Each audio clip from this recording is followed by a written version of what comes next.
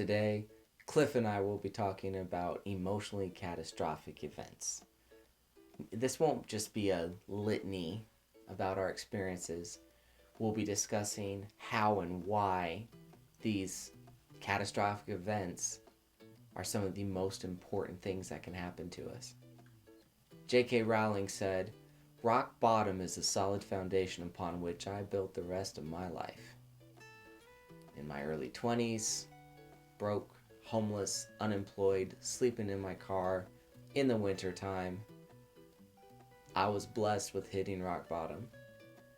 I know people who are so intelligent, attractive, and capable that no matter what, they can keep trudging on. Fortunately, I'm not like that. I was able to hit rock bottom and realize there are things I need to change, that everything I have thought and believed up to this point have brought me to here.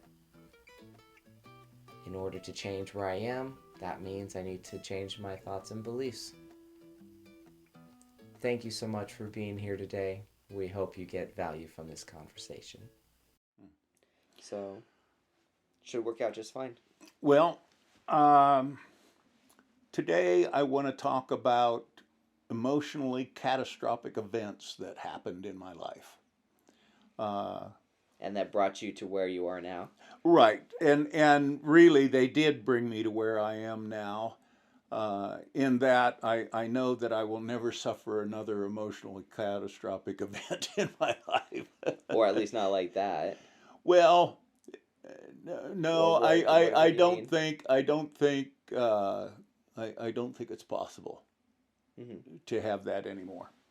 Um, but of course, at the time, like everybody else, whenever you're going through your teenage years, early 20 years, or earlier in life, and you don't recognize that you have a choice whether you take something on as a catastrophic event or not.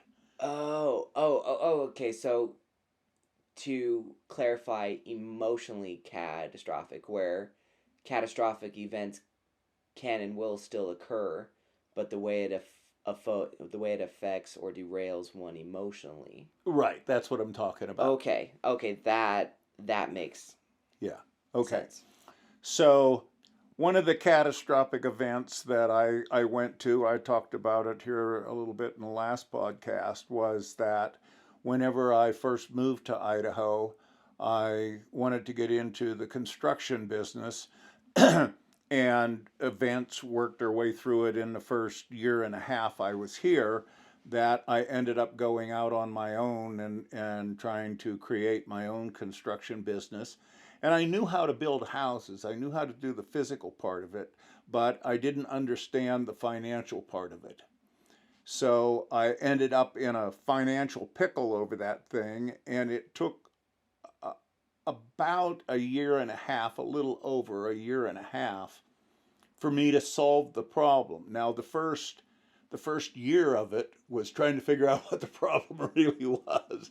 But once I do, and once I discovered what the problem really was, it only took me 6 months to work through that thing, to do the systematic following of all the steps that I had to go through in order to do what I did. And of course, that was it was amazing, because uh,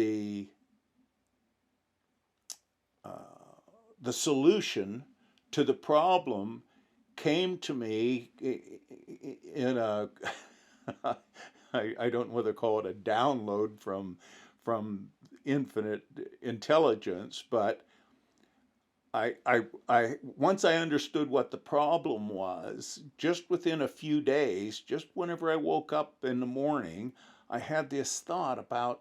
I remember there was a contractor when I lived in New York, and he went through something somewhat similar to what they're telling me my problem is here. So I called him, and he said, "Oh yeah, you have a problem." But he said, "The good news is there's a way out." And I said, "Oh, speak to me in my good ear." I mean, I need this information. And so he told me how to go about doing it. And I went down to the banker and I said to the banker, I talked to this guy, he had a similar problem, and this is the way he fixed it. And the banker said, hmm, let me talk to our attorney. And he called the attorney, and the attorney says, hmm, that might work. And within just a day or so, the attorney got back to the banker and said, I think that will work. So that, and it required me to have what was it called, temporary or conditional, that's what it was called, uh, conditional waive of a lien right. And the condition was that they would get all the money that they was due to them, including interest and all that kind of stuff, which only one guy charged me interest. The other people just, they were just happy to get paid, especially after waiting a full year before I knew what the heck to do in the process. So this was after you had gone bust and people were owed.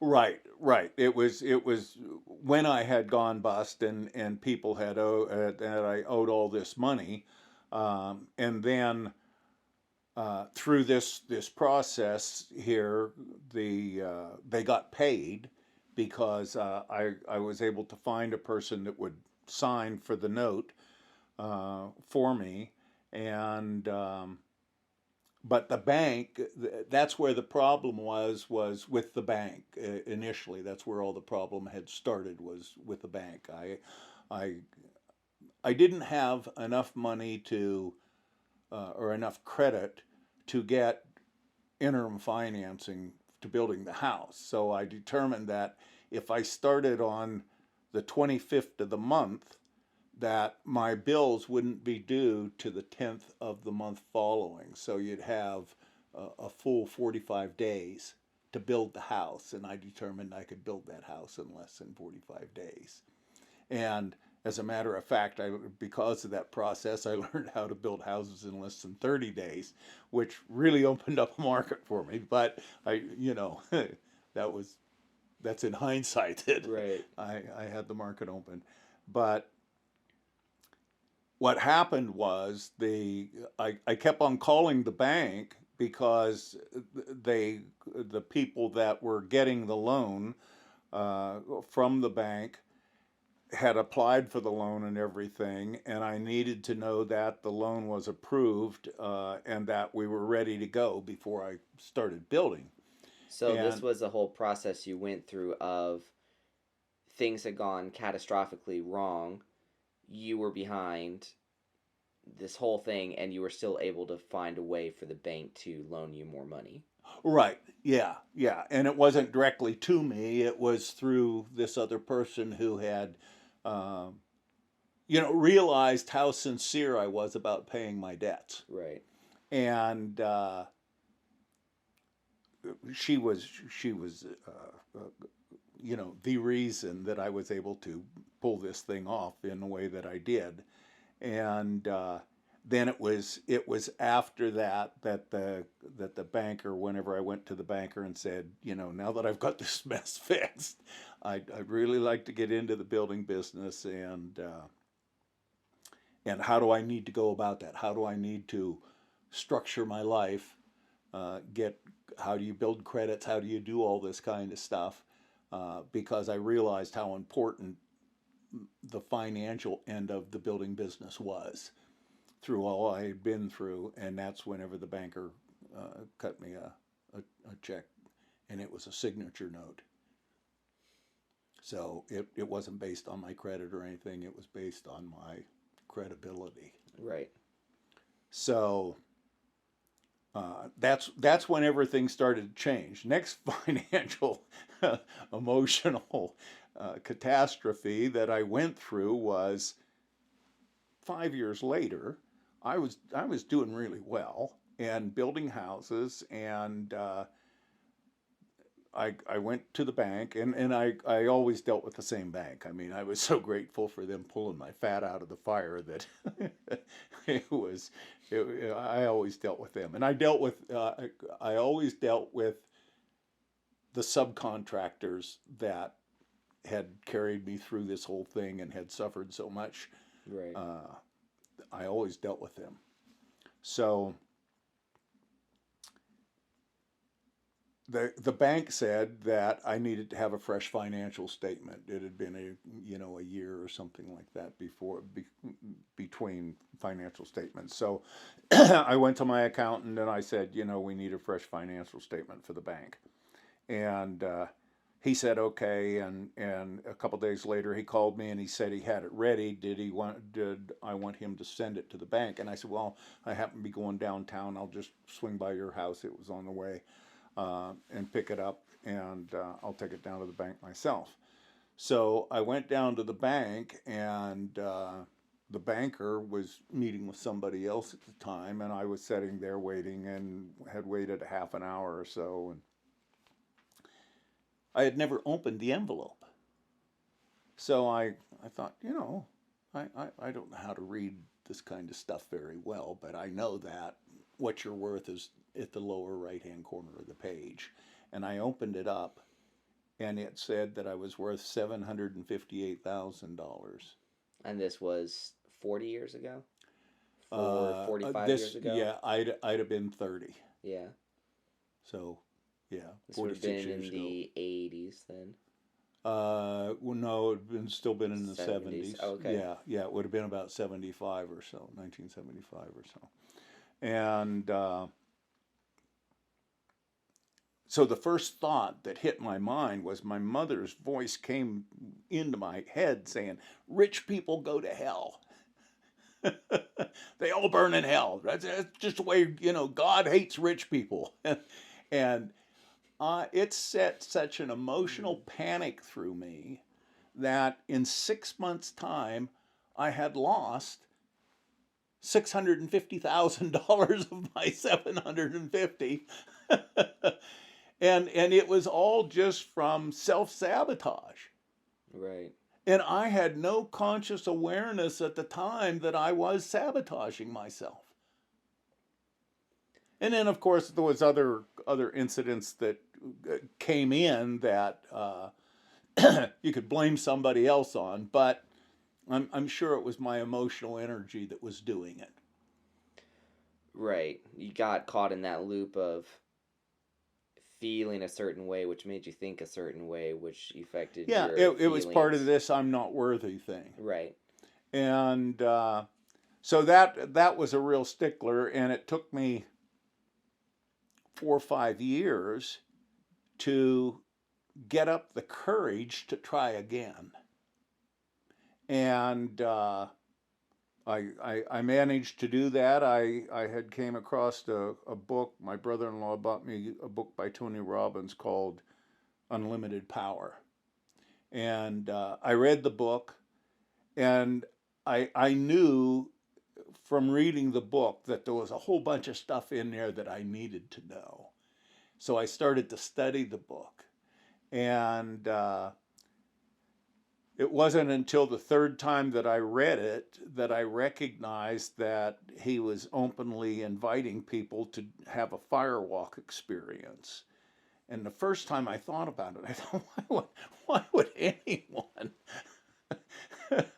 take their shoes off and walk across 2,000-degree coals on purpose? I mean, what are you thinking? Right. And then after I thought about it for a while, I thought, well, boy, if I could control my mind to the point where I could walk on fire and not get burned, my God, that would be valuable. Right. And within a week, I had called and set up, the flight and everything I needed. I went to Cleveland, Ohio, and walked on fire twice that night. And then walked on fire again 2 other times. And the last time I walked on fire, it was in Hawaii, and the distance for that firewalk was 55 feet. at the time. So it was, the first ones were like 15 feet. Uh, but it's all about the concentration of your thought in your mind that allows that to happen. And I not only didn't end up with even any red marks or anything like that from the skin starting to blister or to turn. Not only that, but I realized whenever I was had gone through the fire walk the first time that whenever you're walking on those hot coals, those things are moving under the weight of your feet, and the hot coals come up over the top of your foot. And I realized that as after I had gone through, and I was looking back at other people that were coming through the line, and I'm going, boy, those coals are running the whole way up over their foot.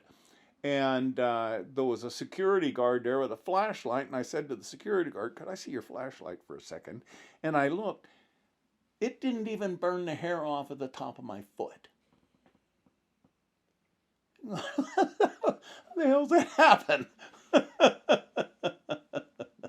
That had to have been a seriously transcendental moment. Right, it was, and recognizing that power, and I can't I can't tell you how many times that thought of being able to, the fact that I was able to control my mind to the point where I didn't get burned in the fire has been such a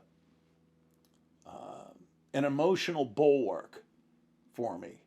And I sent my kids through the same thing, and they both did the firewalk experience. And my daughter's oldest son he was born with a whole lot of physical and mental difficulties and that stuff, and he died whenever he was 20. But she was going through all kinds of problems because of one day he'd be they would tell her that he wasn't going to live till morning, and that kind of stuff, which is really tough.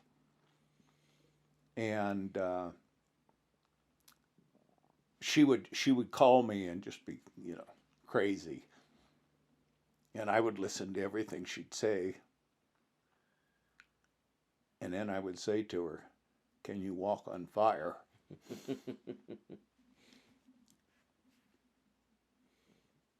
That was one of the fun things growing up the way that I did, was the idea that pretty much anything that comes my way, I can deal with it. And I'm sorry. Apparently, I didn't turn things off on my phone. Knowing that I had the confidence of my mother to figure it out, and that had always been a thing from a young age, and also knowing there's there's material on how to solve a problem. There are very few day-to-day problems we have where there's not some sort of information on how to cope with it. Mm-hmm. How to not just cope with it, but to overcome it and to deal with it. And that's things, one of the reasons why I write the way I do and why I'm doing this podcast is these are conversations about day to day things that people just don't really talk about publicly. And there are very few people with whom we can actually have conversations like this. And I know from listening to long format conversations that I've listened to, being a participant, even if it's not a contributor, being a participant to the conversation really allows me to dive into it with the speakers and have these experiences vicariously while also having my own and being able to carry that on, just like these experiences we have from childhood, for better or for worse, of going, oh, I've been through this before, or I've heard about this before, just like your friend who dealt with the same issue. It's having that emotional bulwark of, oh, I can, that faith, sense of grace, Mm-hmm. that concept of, Ford would say, if you think you can or think you can't, you're right. Right. So creating that emotional bulwark, it doesn't sound like you hardened your heart necessarily. It left you more with, instead of being closed off, it opened you up. Right. It opened up your heart, it opened up your mind, instead of, oh, I have to hunker down and protect myself from all these onslaughts. Mm-hmm. It was it allowed you to uninhibit yourself and open up more and go, oh, come what may, I can deal with this. Yeah, and like I say, there were 4 or 5 years there that I was emotionally depressed before I was introduced to Tony Robbins and this philosophy thing, and a lot of that depression I realize now was because of my upbringing, and I was influenced by my parents' story and their parents' story and everybody else's story in the local neighborhood there, and it was Appalachian Mountain poverty. It was the poorest of the poor. They were so poor they were proud of being poor. Well, that's one of the things with my best friends is both of them. Well, the three close friends I have who are my age, two boys and one girl, they both had really rough childhoods, and they're all able to recognize that their parents were running off of programs from their parents, which were programmed by their parents. And I've seen the way it's affected their life and the grace they get, especially compared to their siblings or to those around them who grew up in similar situations, where being able to recognize, like, to be able to recognize that it was just the way it was, and their parents were doing the best they could with what they had and knew. Mm-hmm. Being able to just let that go, of and then to recognize my kids will be victims of me too. Right, right, yeah, yeah. They will be, and I'm of the opinion that the more you change and become aware of the laws of the universe before you have children, I think that part of your is part becomes part of your DNA, and you're passing on whatever your beliefs are. You're passing it on through your blood. Right. Well, just the attitudes and reactions we have, which signal the genes and signal the pharmacy that we have within us, that produces the hormones and chemicals that affect the baby just prenatally, just on that physical sense alone. Just like, if one were to see it in an entirely secular, materialistic, Newtonian fashion of cause and effect mechanics, for those who are inclined that way, just the basic recognition that that is what occurs with thoughts and emotions, is it creates the hormones and chemicals within us that then get fed to the fetus. Mm-hmm. And depending on the development and the period when those things come in, if it's an extra dose of testosterone or dopamine or estrogen, it has such profound effects just based on that. And so one of my thoughts is having a wife who has that idea of, oh, I can walk through fire, come what may. Just that belief right there is not going to cause the reaction of fear and scarcity and lack Mm-hmm. and defense and all of those things, which absolutely have an immediate effect on the unborn baby. Right.